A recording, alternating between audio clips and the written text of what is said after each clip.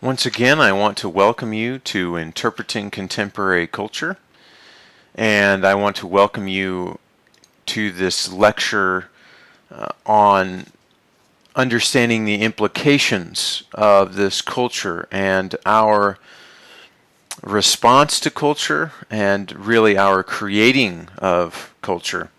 So last week we talked about definition. This week we're going to begin to really try and dig underneath the surface and begin to challenge ourselves with the implications of understanding and our purpose, our role in creating new bits of culture. This task really begins for us in Genesis 1. I'm calling it our scriptural mandate. In Genesis 1, of course, what we see is that God is the one who is bringing order from chaos, irregardless of how we may approach Genesis chapter 1. One of the things that becomes very clear here is that God is bringing order from chaos. He's taking the seas and he's able to do what he wants with them. He's able to take what wasn't there and create something out of it. And so this is, of course, the creative power of God, his sovereignty. And so he creates something out of nothing, and in doing so, he creates order from chaos, from nothingness. It's interesting that one of the keys here is that we talk about God's power. God has the power, of course, in the whole universe to bring order from chaos. And so part of our scriptural mandate is going to involve aspects of power and our ability, our mandate then, to create, to bring order from chaos. God is certainly one who is bringing order from chaos. So our Christian mandate pushes us to create, to bring order from chaos. Let me just expand on that a little bit. Part of Crouch's book, one of the things that he says, part of his initiative in helping people understand the need to create culture, he writes, the only way to change culture is to create more of it.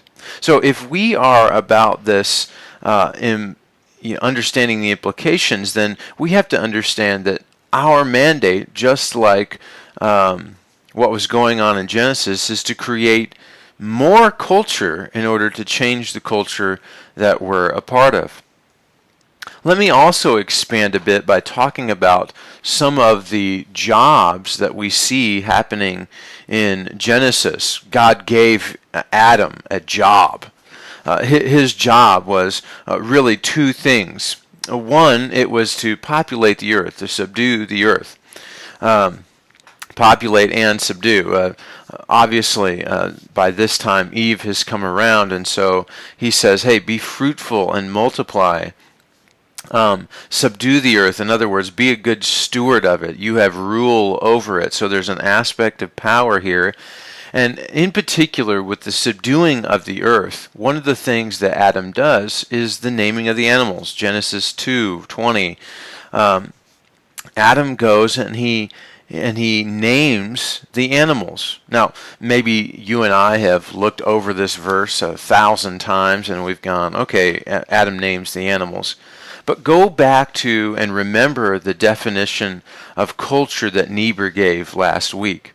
He said, this is nature, but this over here is culture. Think about it in this way. Animals are nature, but naming the animals, now that's culture. In Crouch's book, he mentions the fact that a cultural good, one of the things we'll talk about today, one of the cultural goods that he discussed was omelets. Think about it in this way. Eggs are nature, but omelets are culture. Adam as a steward and a manager of creation, he brings order from chaos by adding names. So names in and of themselves are cultural goods. I suppose we could even talk about the populating of the earth for a moment. So we know that perhaps having children, having babies, this is natural. But naming children and how their children are being raised and what they're taught and what kind of roles mom and dad play, well, that is culture. So we have all of these things in Adam in naming animals as being a good steward and manager of creation. He comes in and orders that which was once chaos. Now, he does this in part by using the power that God made available to him.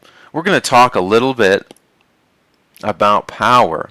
Power becomes a cultural good, one that can be used to point in the direction of God as creator, or one that can be used to try and take God's place. We're going to talk about the positives and negatives of power. But before we do that, we're going to pursue this idea of Genesis and where power is present. Genesis collides with the creating of culture through the creative power of humanity to create more and new cultural goods. Genesis 1 collides with cultural goods through this idea, this reality, I should say, of power. Power, as defined by Crouch in his book Culture Making, says that power is the ability to successfully propose new cultural goods.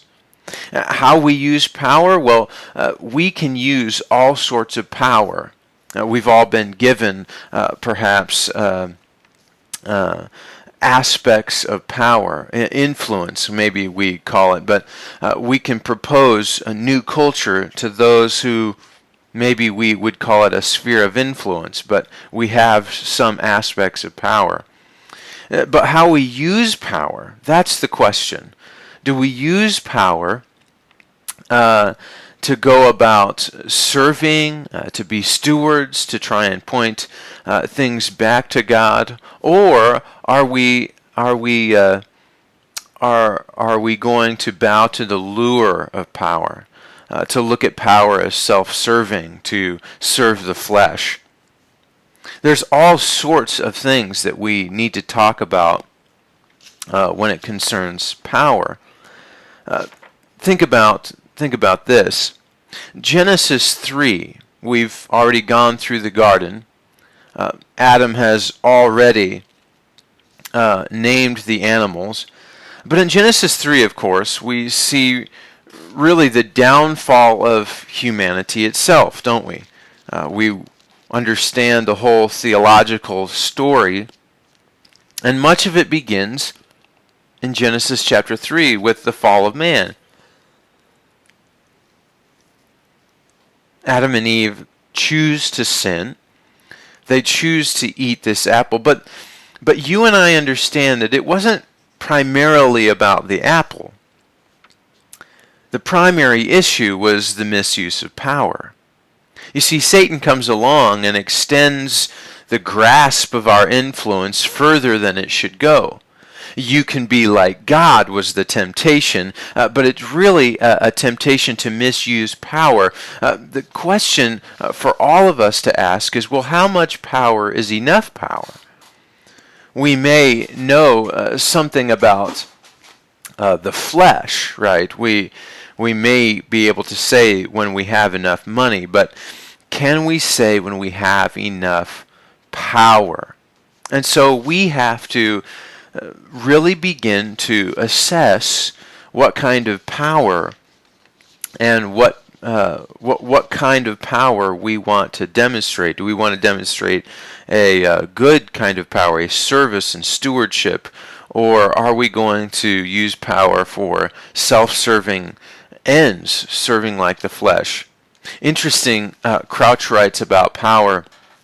He writes, "Power requires us to learn one thing. The language of changing the world usually lacks humility, defined not so much as bashfulness about our abilities, as an owned or owed a quiet confidence in God's ability." So, excuse me, as an awed and quiet confidence in God's ability. So what he's saying is, in order to demonstrate the kind of power that we want to demonstrate, that of stewardship and that of service, that of confidence in God's ability, then we need to look at awe and quiet confidence in God's ability. We need to have humility. Not necessarily that we don't have ability, but that God has given it to us and that we want to push it back in His direction. It's interesting to me that in this whole conversation, one of the things that we perhaps most need to keep track of in this issue of power is the idea that we cannot secure enough power to take God's place. Maybe it is the human quest to try and secure power, to try and be free, to be independent from God. But really the power is to be able to harness the sovereignty of God, to try and thrive toward the gifts that He has given to us. It's interesting, isn't it, that the resurrection demonstrates the kind of power that God has set aside for His followers, that they can have that kind of power working in and through them. So maybe with a grace-filled power, this grace-filled power of the resurrection that is far outweighing any kind of human ambition, we go about using resurrection power in the discipline of service and power, or service and stewardship. And we recognize the privilege that God has given us to allow the resurrection kind of power to work in and through our lives, that we wouldn't be searching for something that is not ours. Again, I'm spending time on this issue of power because power can be something that is so easily misused. But power is a big part of how we go about creating culture. We make something of the world, not by attempting to take the place of God, but rather to take ourselves to God's current place. That's how we go about creating culture. We don't want to change the world by trying to make something on our own. We want to point confidently and consistently back in the direction of God, back in the direction of what it is that He's doing. Remember again what Crouch was saying here just a moment ago. He was trying to say, hey, everybody, look, it is about us recognizing and having humility so that we can point in the direction of the true world changer, a quiet confidence in God's ability. So we make something of the world not by attempting to take the place of God, not to try and to answer or to repeat the same temptation that we see in Genesis 3, but rather we want to take ourselves to God's current place. Wherever He is, whatever He's doing, that's the kind of power that we want to follow in. We want to have confidence in what God is doing and what He's up to. That's culture making. That's creating culture. The implication for us is not only that we follow the mandate that comes to Adam to create new culture, because we can change culture by creating new culture, but we can only change culture by using power. We can only change culture in a good way, I should say. We can only do that by understanding the implications of power and the power that we have, and the power that we should give to God, recognizing that it's His. So we have power. Now, power, as I said earlier, in regards to Genesis, Genesis 1 collides with cultural goods through this idea, through this reality of power. So the question might be, well, what are cultural goods? Livermore writes this. He says, we're affected by culture, and we in turn are active creators of culture. It doesn't simply exercise determinative power over us. Rather, culture is both an outcome and a product of our social interaction. So power is how we go about creating culture. Culture, at least as it sits above the waves, so to speak, using Livermore's analogy of a glacier, we are able to see culture most prominently through cultural goods. So what are cultural goods? Well, here's a list that I came up with of several cultural goods.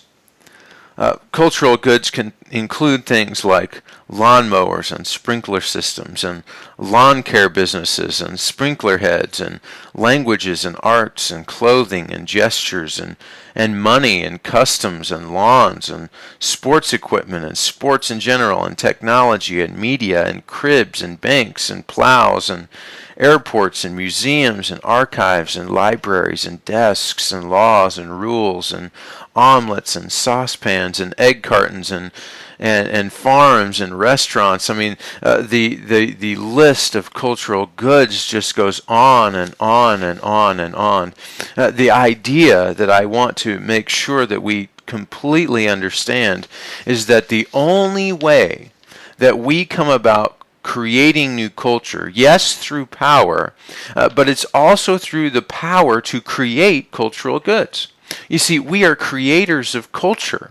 So as God was bringing, just to maybe add summation at this point in the lecture, as God was creating in Genesis 1, our mandate is to create as well, to bring order from chaos. Well, the only way that we can do that is the way that God did it. He had power enough to bring about order from chaos. Now, we have looked just very briefly at the positives and negatives of power.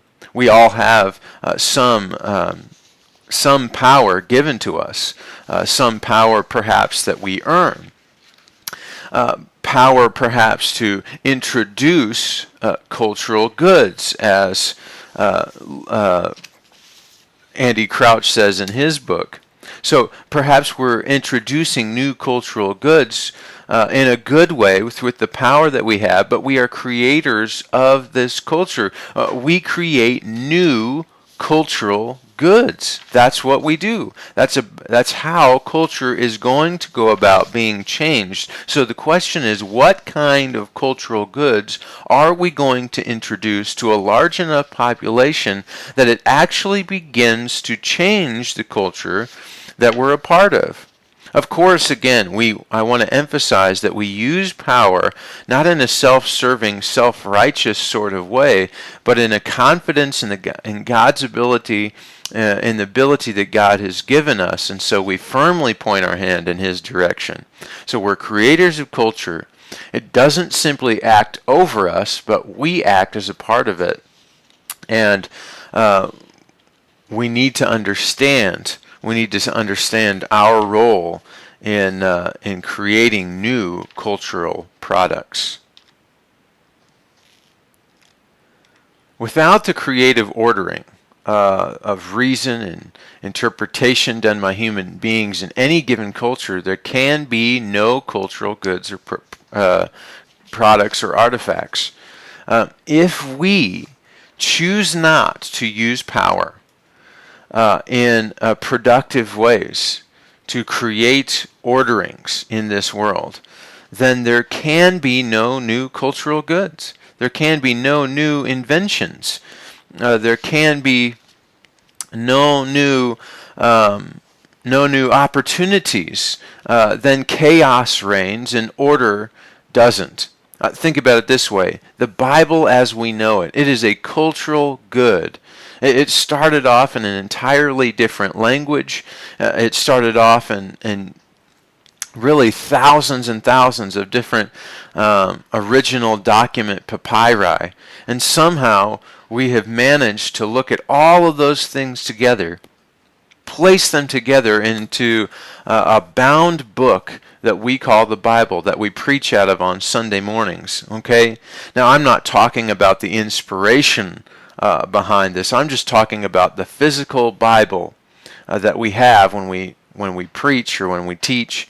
We have 66 books organized in the way they are. We've brought order from chaos by organizing all of the material that we have, that we believe, and we stand on faith that this is an inspired book. We look at it in the same way when we look at our apps on our phones or on our tablets. Okay, someone has created order out of chaos. They've used power available to them to try and bring a cultural good to culture in general, to people that they could use to bring about order from a sense of chaos. All right, so it really assumes roles of leadership.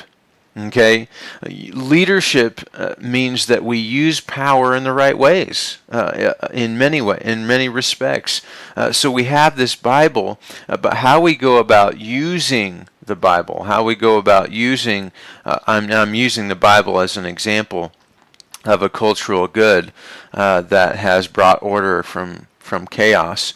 But leadership is to bring order from chaos in a positive way, to serve and to, again, point confidently toward God's ability. So it's up to us, this Christian subculture, to create new and better culture which reflects our deepest values, our deepest beliefs, rather than simply to accept the beliefs of others. Continuing with our scriptural mandate, we want to be world changers. We do not do that by going out with an idea of changing the world. We do that by making something more of the world in which we live.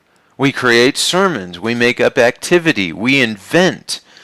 There has to be something real. There has to be something physical if we're going to actually begin to change the culture.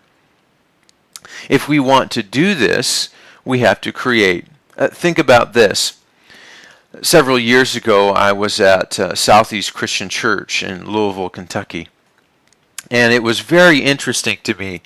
It was very interesting to me that one of the inventions, one of the bits of culture that they had created at Southeast Christian Church was very physical in nature. It seems rather simple, but nonetheless, it was about creating order from chaos. Someone who had the brain power and the know-how looked at all the time that people were spending filling communion trays and communion cups. So, using the ability that God had given him, exercised his power to go about creating a very special communion cup tray filler. He designed it and patented it so that his church could go about filling communion trays in between services without a massive number of people. This is a great example of bringing order from chaos, using power in a positive way that hopefully really brings glory to God. We have to create in order to change the world around us. If we don't create, if we don't go about creating, we cannot change the culture. It goes back to Crouch's very early on discussion about how do we change the culture? We create more of it. Think about the spiritual fathers for a moment. The spiritual fathers went about creating rules of spiritual development. Now, the rules were just simply lists of spiritual formative sorts of plans for developing people to help disciples be made in this world. And so they would incite people to come and be a part of their rule. But they created something tangible. They created something physical. They created something that was about trying to take chaos and bring it back into order using the power that God had given to help develop disciples. They created something real and tangible and touchable that also created horizons of possibility for disciples. Think about for a moment, who gets to change the world? Who gets to change the world? Just recently I decided to go about typing in world changers. So I looked up world changers and I looked on Google. Of course, we might think of people like Nelson Mandela, who recently passed away, or Mother Teresa. But interestingly enough, when I looked it up, the picture that comes up most when I talk about world changers is Steve Jobs. Steve Jobs, the one of the founders of Microsoft, super billionaire, but he wasn't a Christian. I don't know that there was tons of Christian practice surrounding Steve Jobs' life. But the interesting thing is this. Remember going back to Crouch's definition of power. He said it's the ability to successfully propose a new cultural good. Now, what did Steve Jobs have? He had the power to create cultural goods that intersected the lives of millions and maybe even billions of people. So his power was used with iPhones and iPads and Apple products. I think maybe I said Microsoft earlier. Apple products that now the world knows about. And this entire empire, this whole thing that has come about, this power to change culture. Our culture has changed because of iPhones and iPads and really Apple. We are a different culture. Certainly in America, we're a different culture. Certainly in the subculture of youth in America, they are certainly different because of this one cultural product. Just take the just take the iPhone, for instance. How many of your students do you know that have iPhones? Well, lots and lots of them. Lots of them do. Or maybe we could take the iPod. You know, how many students have thousands of songs streaming through their iPod on a daily basis? Well, of course they do. But this one cultural good has really changed maybe how we go about looking at music and a lot of other things in the world. You are already beginning to get the picture. Certain aspects of power make that possible. Think about something else. Today, September 8th, I just read on my Twitter page that Truett Cathy, the founder of Chick-fil-A, died. Think about that. This man comes in and he decides that he's going to own some restaurants and he's going to create something new. So he creates, well, at least he has been credited with creating really the origination of the chicken sandwich as we understand it. Something simple like the chicken sandwich that maybe you and I have known our entire lives. And yet now there is this entire chain that does $6 billion of revenue a year, even though it's closed on Sunday. And so he takes what power has been afforded to him by creating a chicken sandwich. And you and I are definitely the benefactors. You and I are definitely different because we have Chick-fil-A down the street. And it says something to us when Chick-fil-A is closed on Sundays. Again, we use power to create new pieces of culture. Now, new pieces of culture that are tangible and touchable.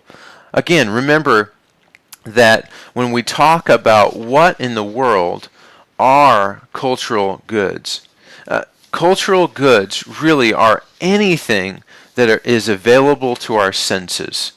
Anything that is available to our regular senses, this is a cultural good. Anything in our sensory world that we can make something out of, these are cultural goods.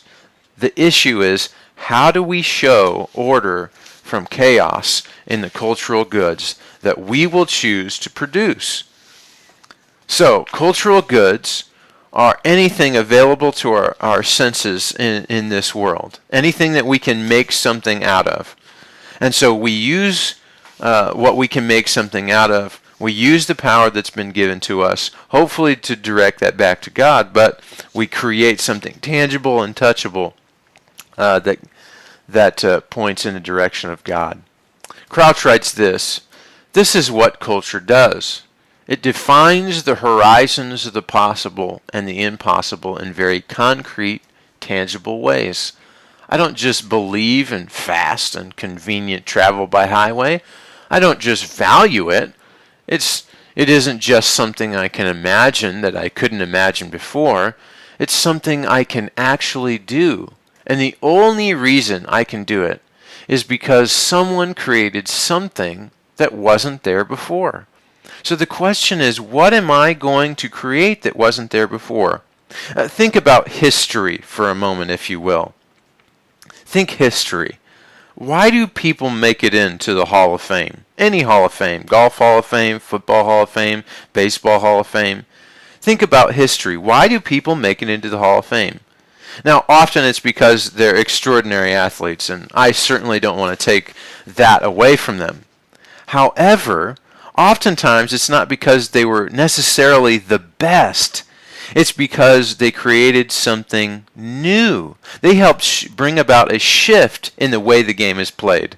Now, I happen to be a football fan, but one of the things that I think is intriguing when they talk about quarterbacks that have changed the game, I think one of the quarterbacks that has changed the game has to be Peyton Manning. Why? Yes, he's put up gaudy numbers, and yes, he's going to go down as one of the best. But one of the things that I'm intrigued most about this particular quarterback is the fact that he's changed the way the game is played. People want to emulate Peyton Manning. Why? Because he's changed the way you go up and you do calls, or you hurry up, or you put pressure on the defense. All of these sorts of things. Now, whether you're a football fan or not is not the primary issue here. What I want you to see is that he's creating new bits of culture because he's changed the way the game is going to be played. Maybe you've seen the film The Blind Side with Sandra Bullock. Well, one of the opening clips of this particular movie, she just says, "I want to thank the Lord for Lawrence Taylor." The reason that she wants to thank the Lord for Lawrence Taylor is he really kind of developed a speed rush from the outside that changed the game. Well, it changed the game in such a way that now you need a left tackle. You need someone to protect the quarterback's blind side. So, again, sometimes if we look throughout history, it's not so much the amazing things that someone has done, but rather it is the fact that they have changed something in the world. Maybe you could think about the forward pass or the jump shot. Maybe you could think about preaching. Think about the preaching. Maybe we could look at a John Edwards in the history of preaching, and we can look at the focus for the content of preaching, and in this way he changed the atmosphere, he changed the culture of preaching. Maybe we should look at people like Haddon Robinson. Haddon Robinson really changed the entire focus of preaching for at least now 2 generations. Haddon Robinson was really the one that developed and popularized this idea of having a dominant thought in your sermons with a text. Now, while some question maybe the validity of some of that, we cannot by any means look at Haddon Robinson and the history of preaching and say that this hasn't made a significant impact. Maybe now that has maybe now with Haddon Robinson's dominant thought, it has allowed men like Andy Stanley to write books of just simply about 1-point preaching. Not even just a dominant thought, but about 1-point preaching, when we've had a history of 3-point preaching. So when we come up with new culture, maybe we use it and we allow it to be tangible and touchable. So we have to write books maybe on preaching. So we look back and we can say, new cultural goods have been created. New cultural goods are being used in tangible, touchable, real, not imagined ways. Think about one last thing. Think about the inventors. Think about the explorers throughout history. They drive culture through what they make possible. Think of Galileo or Copernicus and what they were discovering about the world that we live in.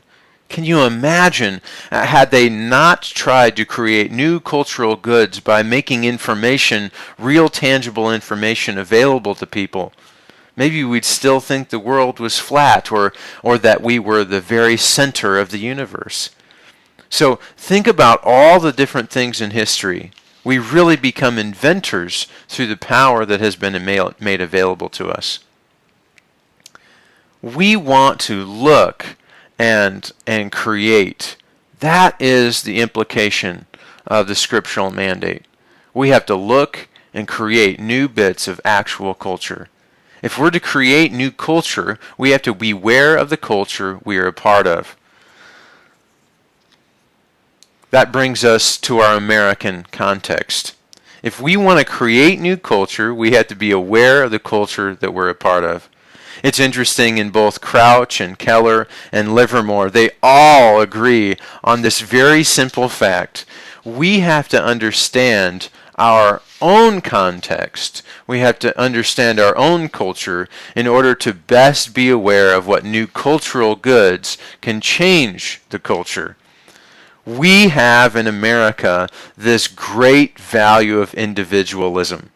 Perhaps it's the greatest value system that Americans as a whole possess.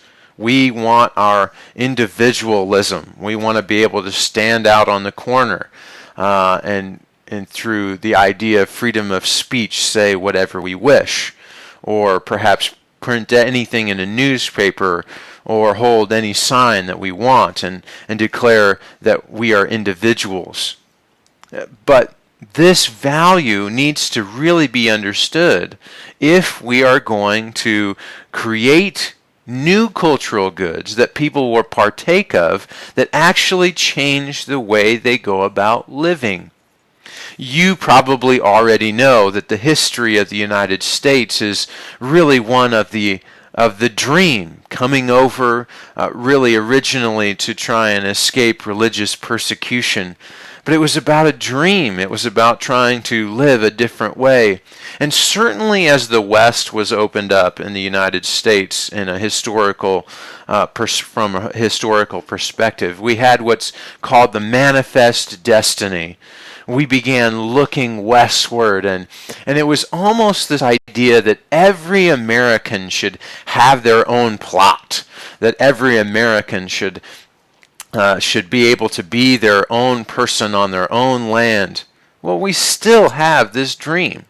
The manifest destiny may have died in that we're not going west anymore to try and claim our own plot of land. No, we might not do that, but manifest destiny might still be part of this grandeur of an American dream, that if we go and we work hard and then we can have what we want. We can have the white picket fence and the house on the corner and this kind of dreaming.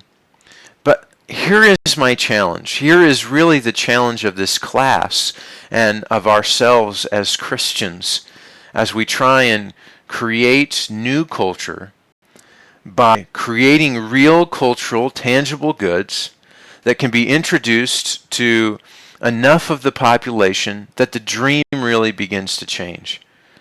Christians, our mandate to create order from chaos in this culture called America, American culture, that we capitalize perhaps on individualism, and we try and say, based on this value, what kind of goods can I create to help create a new kind of dream? Not the American dream, but the godly dream that drives people closer to God, to the dream that He has for them. So we ask the question, how do we create new culture for the sake of the kingdom? How do we create new culture for the sake of the kingdom? Well, we create new culture for the sake of the kingdom, I believe, really by finding a starting point. We have to start somewhere. And perhaps the somewhere isn't by going and inventing a new cultural product right out of the gate.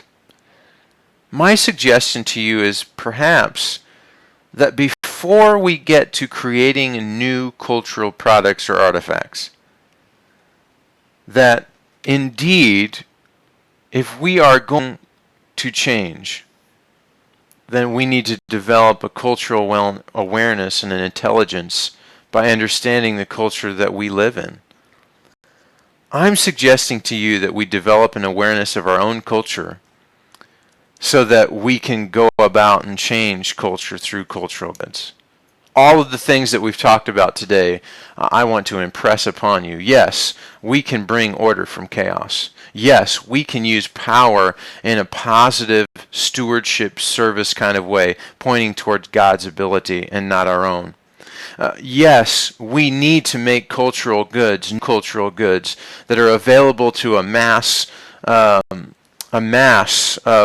the culture that we live in so that we can go about creating it. But we can do none of those things until we really begin to develop an awareness and an intelligence of interpreting the culture in which we live. So next time we get together, I'm going to talk about how we begin to see the amalgamation, the formation of new cultural goods as goods and products and artifacts and ideas and belief systems and values collide, that these aren't neat spheres, that these aren't pillar kind of approaches, but we're going to see and begin to ask questions. What are the right questions that we ask? How is it that we go about really understanding the art and science of interpreting contemporary culture? So,